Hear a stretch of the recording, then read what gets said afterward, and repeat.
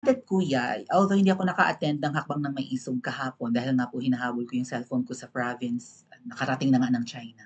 Yung nalaglag kong cellphone sa taxi. At ang taxi driver naman po ay kailangan maghanap buhay kaya nag-iikot siya. Lumabas na nga ng Hong Kong po na nung nakita ko nasa new territories pa siya ng Hong Kong, ngayon nasa Shenzhen, China na, nasa ibang parts pa.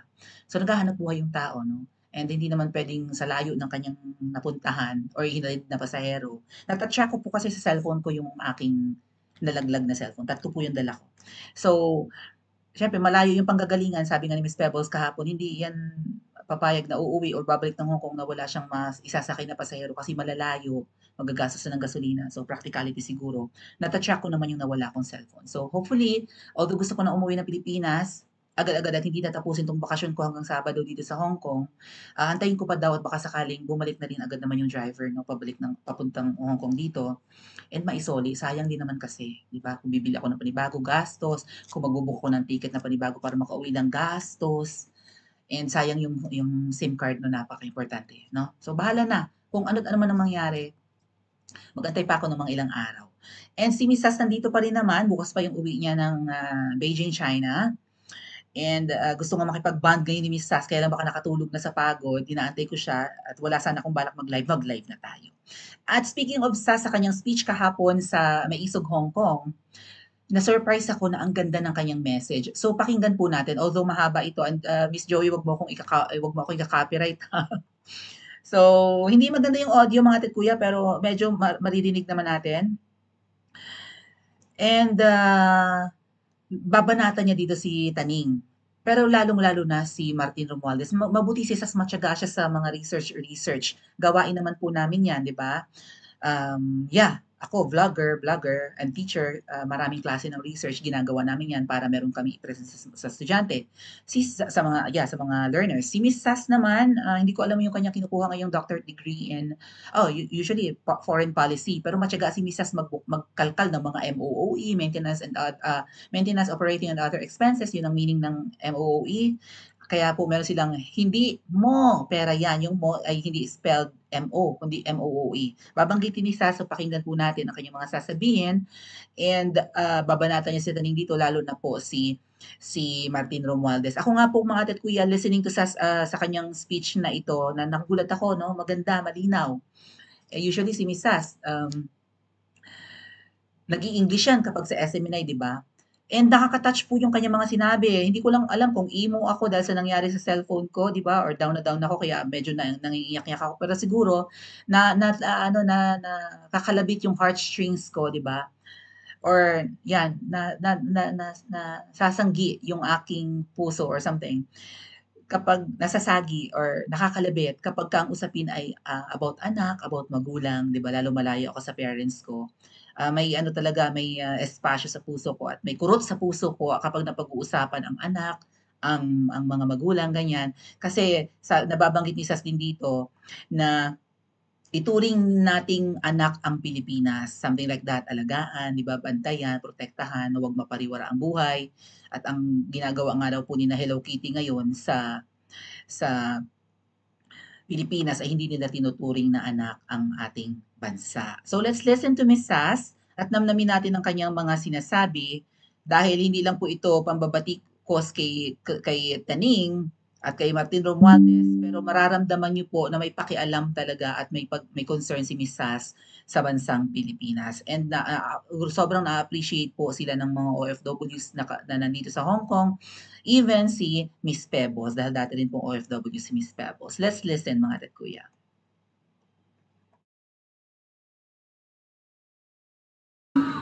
Nung pagpunta ko po dito, may mga sumalubong po sa akin, yung mga naka-hindi mo pera yung shirt. Kung hindi nyo po alam, yung hindi mo pera campaign po, nag-start po yan last year. Kasi nga po, last year ko din nalaman na ang Kongreso pala, both Senado at House of Representatives, taon-taon, meron silang tinatawag na budget na MOOE. Kaya yung shirt na yan, ang spelling ng mo is MOOE. Ang ibig sabihin po niyan ay maintenance, operating, and other expenses. At yan po ay hindi kailangan ng resibo. Hindi yan ni Harry Roque, pareho naging congressman, alam nila yan. So, taon-taon, ang bawat isang senador, meron po silang at least, pinakamababa na, 50 million pesos.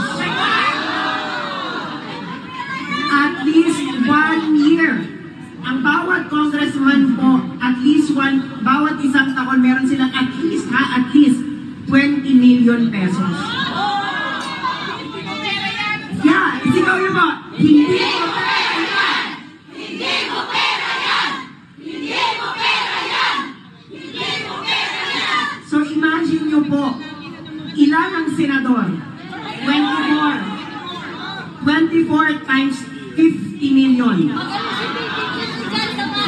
Ilan yan? 50 million times 24. 1.2 billion every year. Sa Senado pa lang ay walang resibo. Papayag ba kayo dyan? Ako nga marami sa akin mga taga OFW sa Hong Kong na nagko-comment sa vlog ko. Tinatanong ko sila, kayong mga OFW sa Hong Kong, kung pwede ba sa amo ninyo na walang resibo? Correct! Inaabay may resibo. Baka nila. Saan kayo nakakita na 1.2 billion every year walang resibo? Anong ginagawa nila? Kailangan lang nila ng liquidation by certification. Pipirma lang ang isang senador, isang congressman na itong pera na ito ay ginamit natin sa ganito. Pero hindi nila kailangan ng resibo. At matagal na nila itong ginagawa, kaya hindi totoo na nawala ang pork barrel. Hindi siya totoong nawala. Natipat lang, nagkaroon na ng bagong pangalan. So ninanakaw to every year. No? Kaya walang gustong pumalag sa Kongreso at Senado dahil lahat sila nakikinabang. Lahat sila nakikinabang. Kaya dapat ay patuloy tayong mananawagan na hindi mo pera yan! Hindi mo pera yan! Hindi mo pera yan! Hindi mo pera yan! Hindi po. Salamat namin. Hindi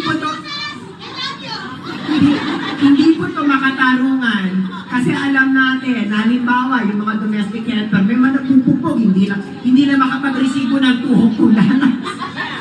Hindi ba? Dito may mga domestic helper napapatay paminsan dahil walang na-resibo. Pero itong mga congressman at mga senador, hindi nila kailangan magkaroon ng resibo at patuloy na itong paulit-ulit dahil walang umaalma. Okay? At ngayong taon, magkano, Joey, yung advertising, ano nila? 500 million. Ngayong taon, Media ang budget advertising. ng House of Representatives, ng Tambaloslos House, ang budget nila sa advertising at media kuning-kuning ay 500 million. Wala yang resibo.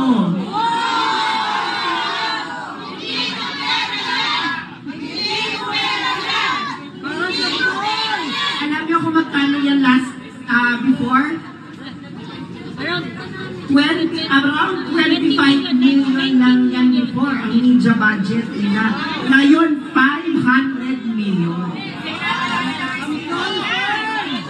Kaya, resibo. Kaya kailangan yung humingi ng resibo. Kaya nga sabi ko, hindi to laban ng mga Duterte. Hindi to laban ng kahit sinong politiko. Laban ito ng bawat isang Pilipino dahil taon-taon tayong ginagago na ginagamit nila ang pera ng taong bayan. Tapos wala silang resibo. Makatarungan ba yan?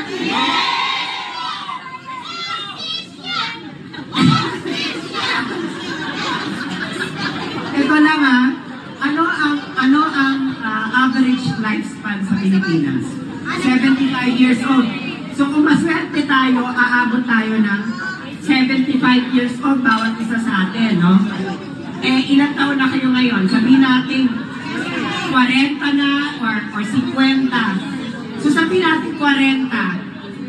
In 35 years, matetegi na tayo. Magkano tayo? Magprakahan lang tayo, rito. Pero, etong mga senador at congressman, hindi matitigil yan.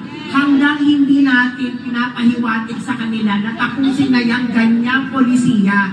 Dahil ang Pilipinas lang ang may ganyang polisiya, ang Kongreso na walang resibo ang kanilang budget.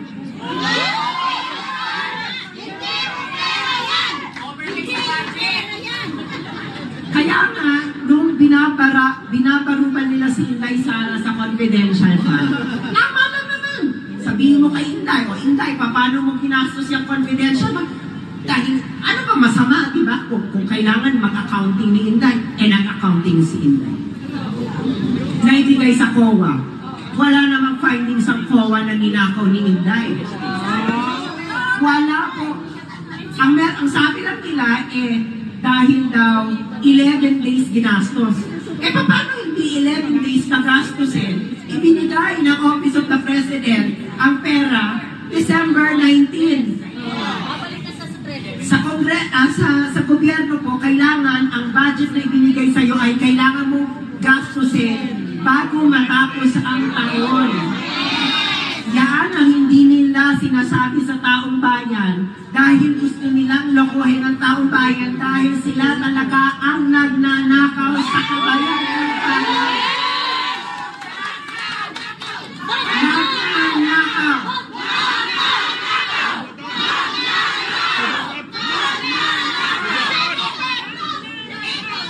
At ang dalawa pong media ang lakas loob na questionin ang budget nung simulan po natin i-expose ang hindi mo pera yan. SMNI.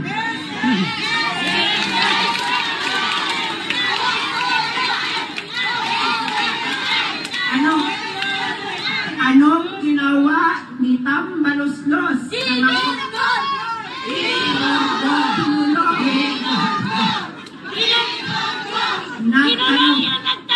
Nagtanong lang kung totoo ang kanilang travel expenses ay umabot ng 1.8 billion. Mali naman kasi si Lorraine at si Ka Eric. Hindi siya 1.8 billion kundi 2.2 billion.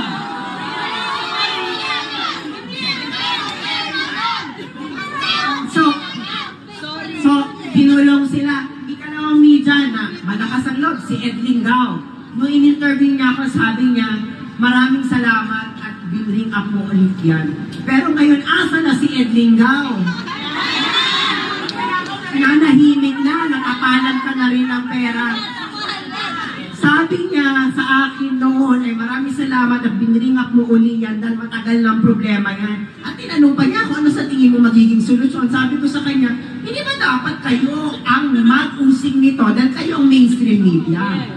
Hindi ba? Pero ngayon, tahimik kayo dahil nakikinabang ba kayo sa 500 million media fund ng House of Representatives? Hindi ba? Napusalat. Kasi napakasimple lang naman ang hinihingi ng taong bayan. Ang gasto, pag ginastos mo ang hindi mo pera, kailangan mo may resibo. Di ba? Anong Pilipinas ang ipapamana natin sa mga Pilipinas na meron tayong kongreso na taon-taon may bilyon-bilyon na ginagastos na walang resibo? Isa itong malaking katarantaduhan dahil tayo lang sa buong mundo ang may kongreso na ganito. Tayo lang. Alam niyo po ba sa US Congress? Sa US Congress, every quarter, meron silang pinapublish. Meron silang pinapublish na accounting up to the last centavo. Kahit 50 cents, makikita mo kung saan ginastos. US Congress yun. US Congress. Tapos may ibang bansa na pag may ginastos ka over a particular amount, hindi ka na pwedeng mag-reimburse. Pero ito, one to sawa sila. One to sawa ito. No? Only in the Philippines. Only in the Philippines. Kaya nga, kahit mawala itong si Marcos, halimbawa masipa, or ano mo, Sisipain talaga. Sisipain. Sipain! Sipain! Sipain! Sipain! diba? Kaya, kailangan ipagpatuloy itong laban na to, kahit Duterte pa nakaupo. Dahil hindi ito laban ni Duterte, laban ito ng bawat isang Pilipino. At ito ang nagustuhan ko kay Digong. Sinabi niya sa akin sa programa ng SMNI, nagpapasalamat siya. Sabi niya sa akin, Sas, murahin mo ko. Kahit mga anak ko kung nagkamali kami. Dahil tama lang naman. Mamaya natin itutuloy yan. Hindi pa nababanggit ni Miss Sas yung DH ng mga DH. Hindi pa nababanggit, di ba? Pinaparinggan niya si Taning. Mamaya natin itutuloy yung video patungkol sa gusto ni PRRD ng okay kay PRRD na murahin kasi nga sila ay trabahador ng taong bayan. Ang mga politiko, public servant, pero hindi nagsiserve ng tama. At kung tama po, kung kahit sino ang pumalit kay President Marcos Jr., kung hindi babaguhin yung sistema na yan, na gastos ng gastos at hindi nagpapakita ng resibo, billions ang involved, actually trillions mga tetkuya. Almost 6 trillions ang budget natin ngayong taon. Next year, lalakihan nila na wala tayong nakikitang proyekto. Wala silang pinapagawa. Kung may makita mang pinapagawa, baka galing pa sa build ni PRRD. So anong proyekto? Ba't magdadagdag ng gastusin? Buwan to sawa sila. Hindi nire-resibuan o nauusan namin. Magsi-certify lang. I certify that this budget, like 50 million has been consumed already. Ganun-ganun siguro yan. Pipirmahan, ubos na raw. Paano mo inuubos? Walang breakdown, walang accounting, walang audit. So, kahit nga Duterte ang pumalit, kung hindi yan mababago, wala, babagsak pa rin tayo. At kung mamamatay nga tayo na pagkatapos ng 35 years, at huwag naman sana, yung maiiwang generation na ganyan pa rin ang Kongreso, both Senate and lower house, ang aabutin, wala. Magiging bulok ang pamumuhay, hindi makakapag-aral ng maayos, lolokohin lang ng mga politiko, dadaanin sa concert, no? Entertainment, TikTok at kung ano-ano pa, bisyo, palala ang droga. Saan papunta ang Pilipinas? Ang linaw ng paliwanag ni Sas, mag-agree kayo? Pa-comment po sa comment section at mag-like and subscribe din po.